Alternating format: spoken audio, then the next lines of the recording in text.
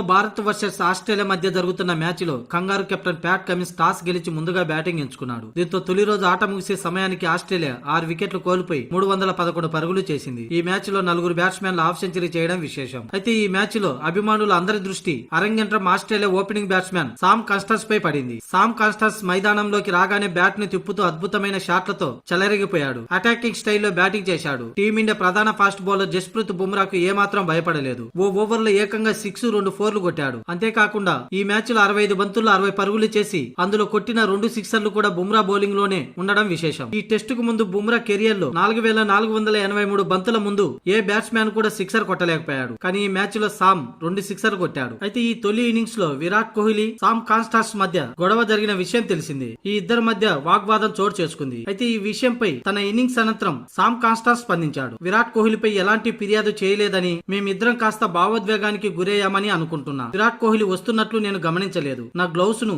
Search చేసుకోవాలనే పనిలో ఉన్నా. అయితే క్రికెట్ లో ఇలా జరుగుతూ ఉంటుందని, ఇదేం పెద్ద సమస్య కాదని నేను భావిస్తున్నా అంటూ కాన్స్టాస్ వెల్లడించాడు. అలాగే బుమ్రాను టార్గెట్ చేయడంపై అడిగిన ప్రశ్నకు కాన్స్టాస్ బదులిస్తూ, నేనేమి ముందుగానే ప్లాన్ చేసుకోలేదు. నాణ్యమైన క్రికెట్ షాట్లు ఆడేందుకే ప్రయత్నించా. ప్రపంచ శ్రేణి బౌలర్ బుమ్రా, అతడి వ్యూహాలను దెబ్బ కొట్టేందుకు షాట్ల ఎంపిక భిన్నంగా ఉండాలని భావించా. అదే పని చేశా అని కాన్స్టాస్ పేర్కొన్నాడు.